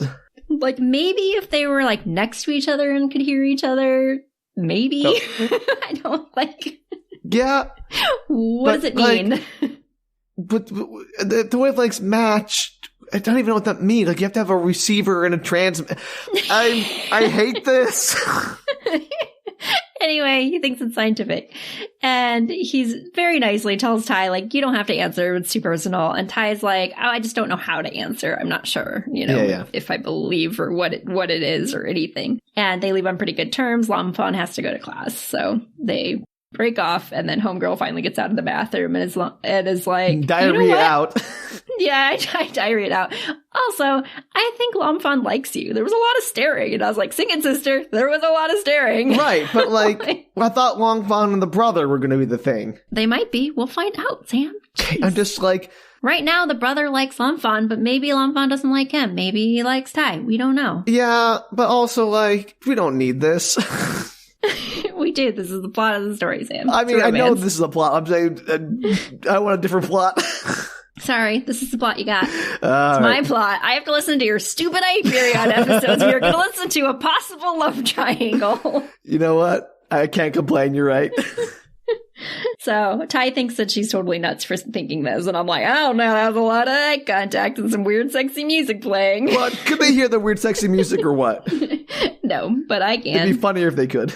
So maybe it was playing over the speakers of the coffee shop. There you go. So it doesn't really matter, though, because the scene is interrupted because Phat shows up to pick him up for dinner. And they haven't made specific plans, but Ty is like, come with me, I've got an idea. And for reasons that are very unclear, Ty takes him to a fancy Thai restaurant THAI restaurant. Got it. And you, as the audience, know when the chef appears in the scene that the chef is Ty's dad. What? But boy, does Phat not know that the chef is Ty's dad.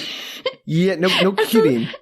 So the chef keeps like personally delivering food to this table. The restaurant's like completely like booked out. There's nobody else there but the two of them. And Pat's kind of like, what's going on? And like they get all the food, and then the chef is like lingering unnecessarily and like has the food, everything good. And then he like pulls a chair out and sits down at the table, which doesn't seem to strike Phat as weird. That's like the most weird thing in the scene to me. And Pat's like past the weird, I guess. Maybe he's gotten Pat just accepts that. He's so weird. Like, why is this random chef? This isn't a chef's table. We're not like in the kitchen.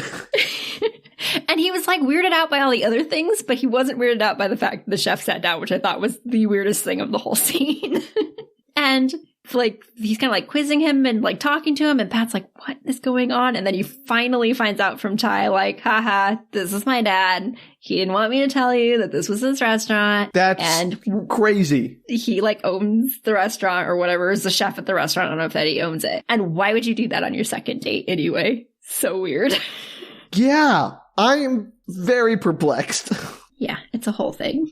Okay, so they have a date at a restaurant and Ty's father just trolls them. Absolutely. And Phat is like, cool, that's fine. I'm happy about that. Once he realizes his dad, he's like, oh my God, he stands up and he does the bows and he's like, nice to meet you, sir. I'm so happy to like, to meet you. I didn't realize it was you. I'm so sorry. And I was like, what a mean thing to do. Right? Your second date to your, even if it is your supposed soulmate. Yeah. And his dad's obviously thrilled that he's like met his soulmate. Yeah, I would hope so. So toward the end of the date, Phat goes to the bathroom. Ty ends up getting into a conversation with his dad, an argumentative conversation with his dad about him being so chill about the mom's wedding. And like, why, you still love her, don't you? Why are you so chill about this? Why aren't you more upset about the fact that your soulmate's marrying somebody else? And he's like, not explaining very well to his son. Yeah. And Pat's like overhears part of this conversation and decides to interrupt it, which I thought was very brave of him. I don't know if I would have done that. I'd be like, I'm not going anywhere near that situation. Cut me out. So he just like walks into it and he's all like, I'm back, like pretending like he's, didn't interrupt this. And again, this is a sure sign that this child, this 25-year-old or however old he is, needs to be talked to about the fact that his parents are okay with this. Like, why are they okay with this? Talk to your child about it. Because he clearly has a lot of big feelings.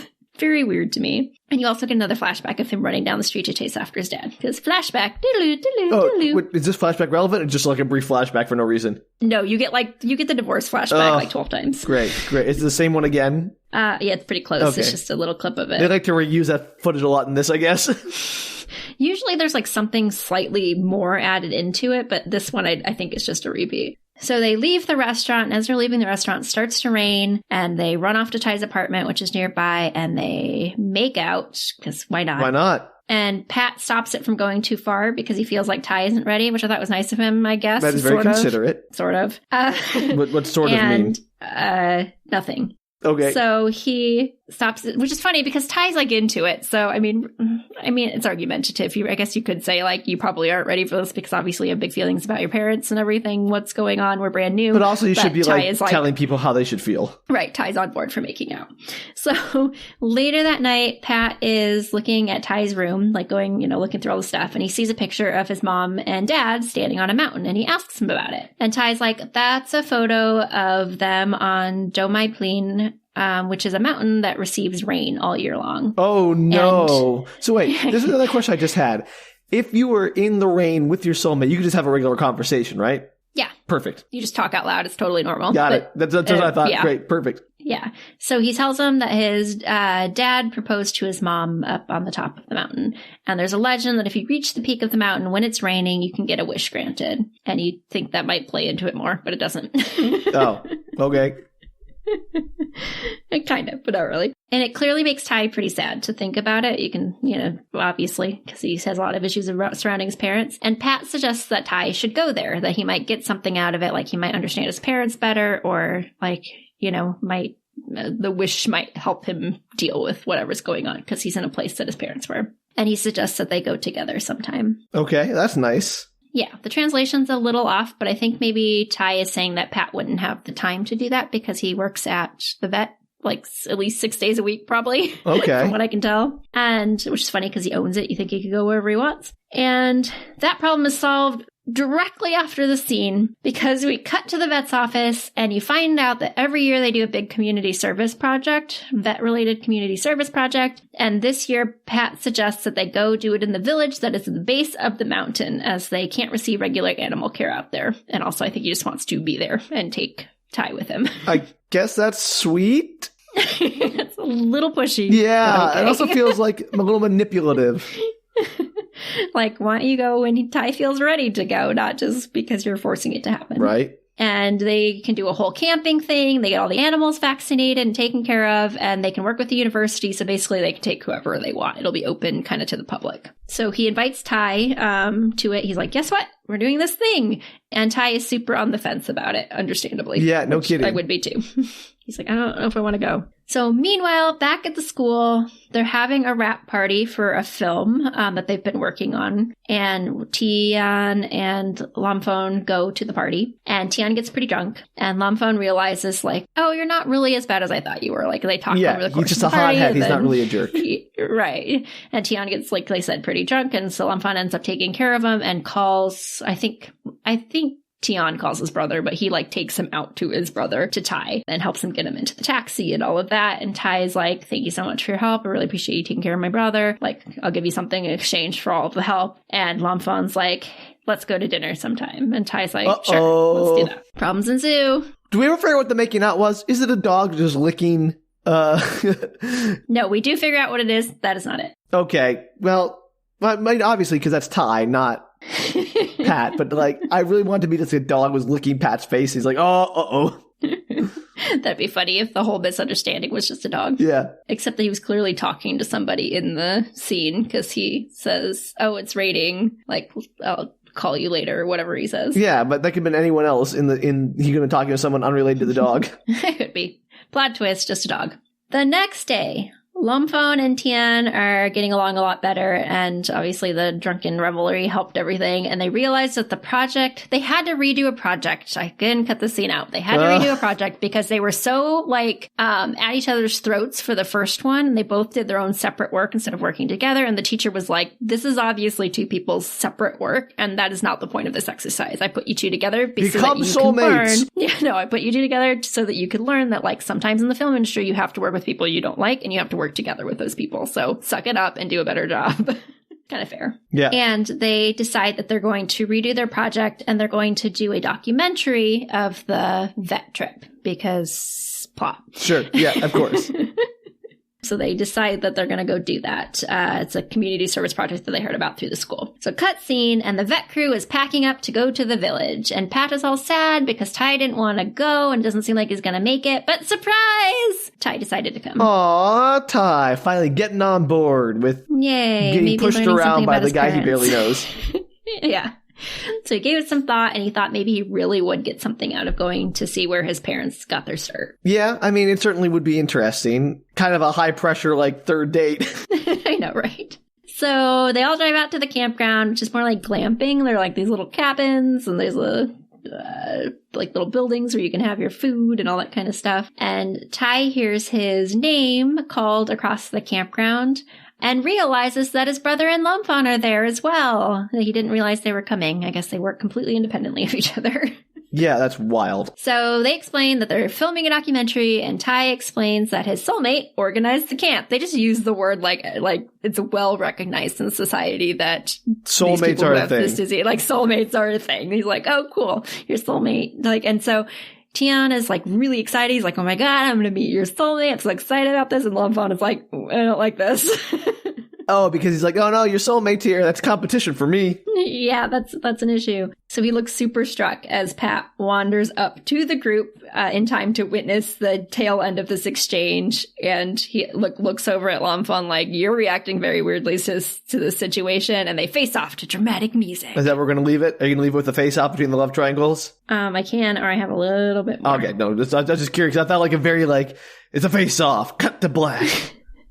We can cut it. No, that's fine. Keep going. I'm just curious if that was your intention because the way you said that. Well, I was going to cut it there, but then I thought maybe we could do a little more. Danielle, I gotta say, the latter half of this is not quite as insane as it has been so far. Like, the whole setup of the raindrop, problem, hearing your soulmate's voice in your head, totally bonkers. Now it seems like we've just slipped into normal, quote-unquote, love triangle drama shenanigans. 100% agree. This is where I was in the story, where I was like, am I going to use this for the podcast? Because it's not as interesting as it should have been from the premise of the first several episodes. And, well, I am going to tell our listeners that it does not get super crazy in the last little bit of this podcast. The next episode does a couple of very odd things that I think everybody will enjoy. Okay, so what you're saying is it gets back. This is a bathtub curve of insanity where it starts out. Yeah, we're like in the boring middle part. Got it. All right. Because I was like, yeah, is this going somewhere? I gotta know.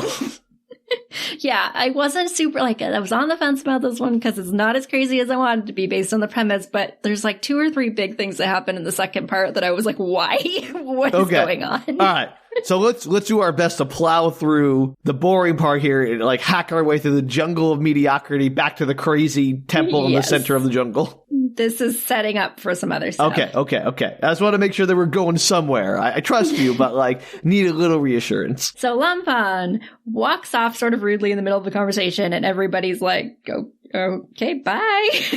And they all head off to their respective cabins. Okay. Ty and Phat are obviously sharing, as well as Lomfon and Thian. And Thian and Lomfon are getting their film stuff together for the shoot when Thian notices a keychain attached to Lomfon's backpack. And he ppicks it up and he's like, what is this? And Lomfon whacks his hand and it's like, leave it alone. And Thian thinks it looks familiar, maybe he knew someone else who had the same little keychain. And Lomfon, when he hears this, has a very sudden interest in, why does it look familiar to you?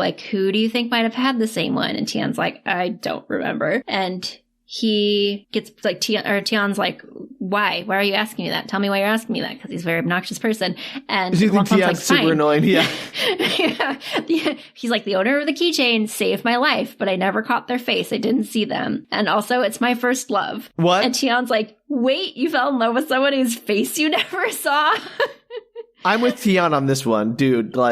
Grateful for someone saving your life, sure, but also dial it back a bit. Right, and Lomfon is like, it doesn't stop the magic rain, people. They also don't see each other's faces, but they're sometimes each other's first love. Sometimes. Well, he doesn't say that specifically. But also, that's my suggestion of what's happening. This is very different than magic rain situation, buddy. Let's not conflate the two. Right, I found somebody keychain who saved my life, and now I'm obsessed with them, even though I've never met them and don't remember their face. Everyone in the show is kind of a bit creepy. This is Lomfon who doesn't believe in soulmates, so I don't even know. Yeah, but he believes in enough that he found one. Love at first sight. Yeah, great. Love at first sight, totally fine. Soulmates, ridiculous. Not even love at first sight. Love at first, whatever. Not sight. Partial sight. I don't know what the... So they head out to shoot some of the footage, and Ty and Lomfon are making some weird eye contact again over a camera while Lomfon's shooting the footage, and Phat is not a fan. He's looking over at him this seems suspicious. Yeah, no kidding. So there's lots of time. I'm cutting out so much of this episode of them helping the animals and helping at camp and bonding as friends. And it's not important to my recap, so skip.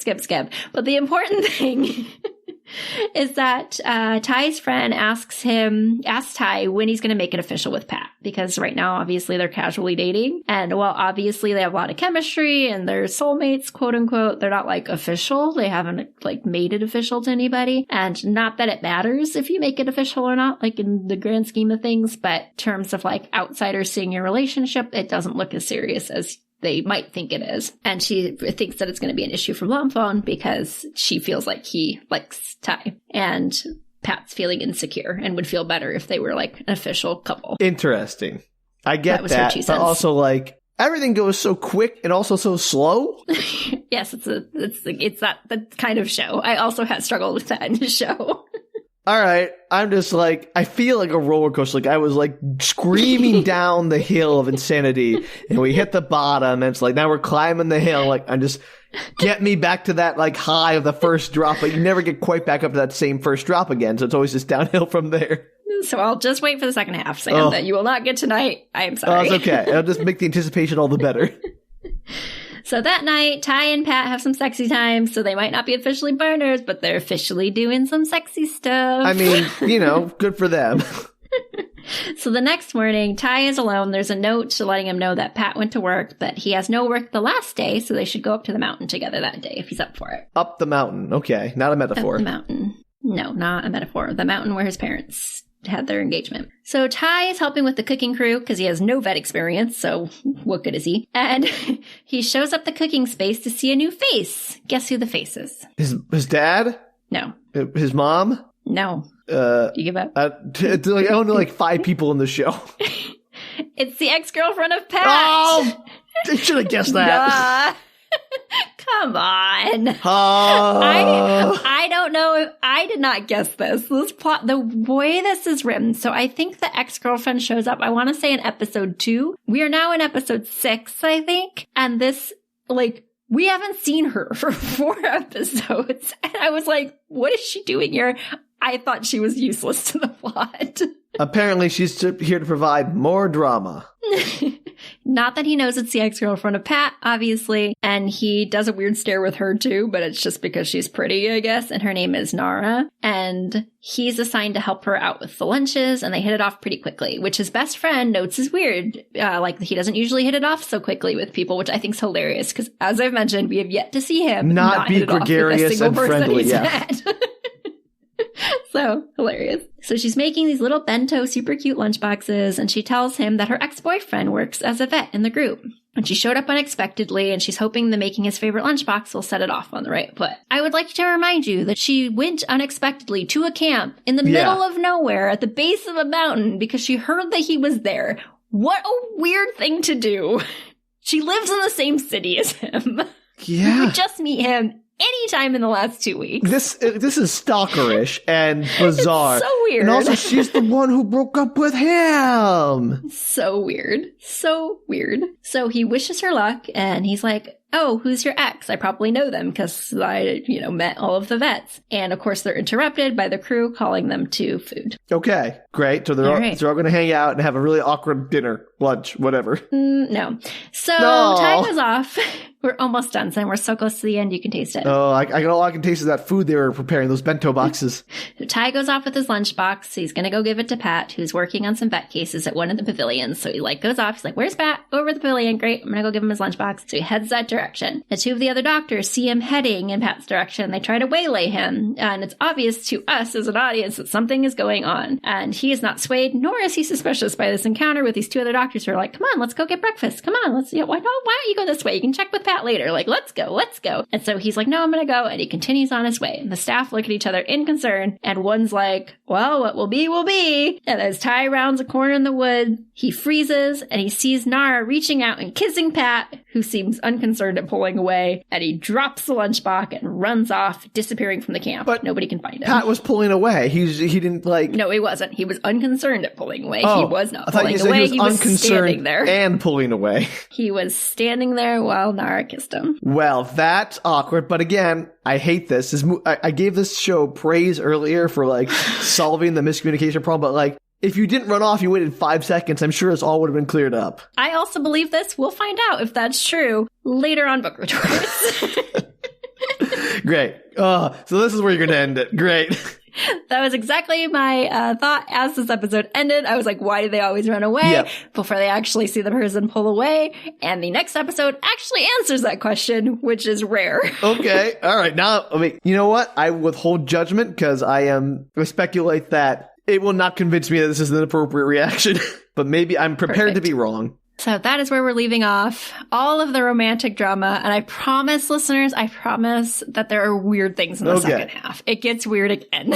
All right. So we've made it through the nadir of this weirdness. We're coming up the other side. We're going to climb that mountain again of bizarreness and get to the top. Peak. Absolutely. Weird. So as of now, Nara's in camp. Lomfon probably likes Ty. Pat's apparently kissing, or at least not pulling away from Nara, and Ty is missing from camp. Nobody can find him. What a way to end. What a way to end. Danielle, if you had the voice in your head, would you be like, I'm all on board, let me go find that soulmate of mine? I mean, I would probably be interested in meeting the person, but I don't know if I'd 100% think that they were actually my soulmate. Because I would actually have a lot of questions about the soulmate concept. Yeah. We get into it a little bit more in the second half. But why, like, what does a soulmate entail? Are they just somebody who's going to be a platonic soulmate? Do you have to be in love with them? Yeah. Are the, like, relationships, do they often get married? Are the marriage rates way more successful with soulmates? Is it like 90% versus your average 50%? Like, what are the, like, because, yeah, if it's a 90% marriage success rate with soulmates, I'd probably be way more likely to be like, let's try this out as a romantic relationship if you have any attraction towards them whatsoever. I like how you were all like, I want to know all about the soulmates. I'm like,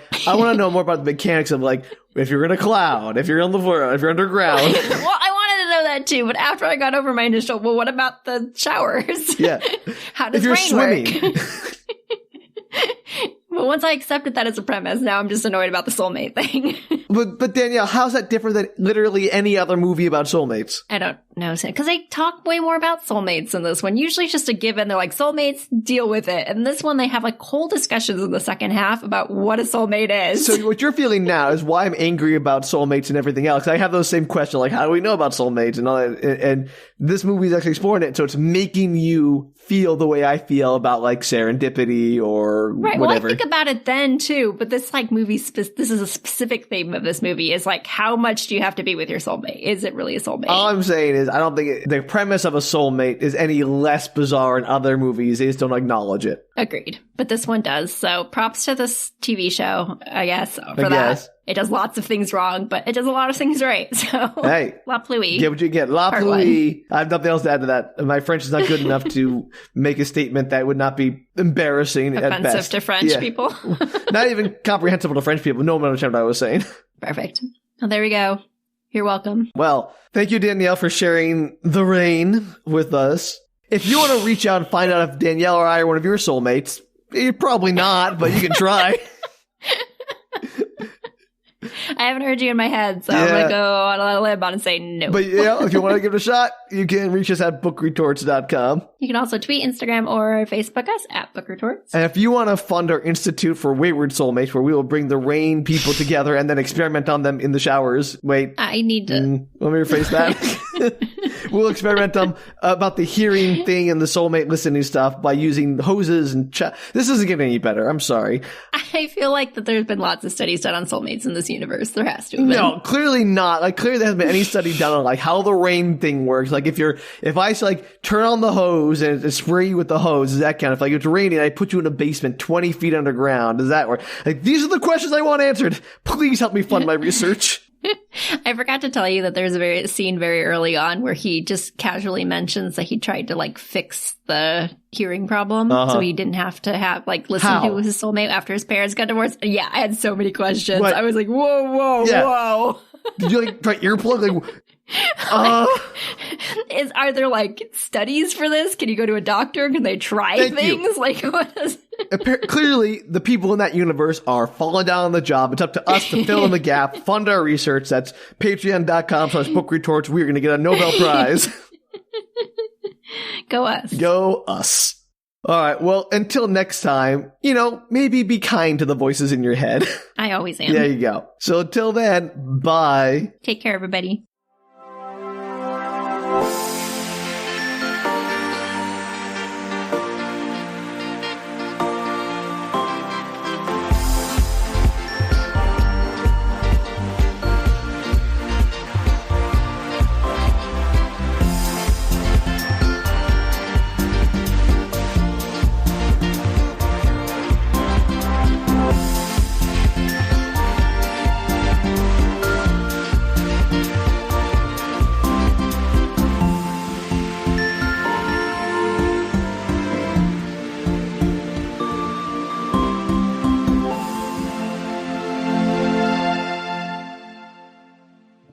Well, I don't like any jobs, so. Oh, I'm sorry, Danielle. Does capitalism suck? That's a new revelation. That's something that no one has said in the last 10 years. Yeah, no, capitalism is a scourge. We know late-stage capitalism is the cancer on the world. But hate it. What do you want to Crimea River? Welcome to the revolution, comrade, I guess.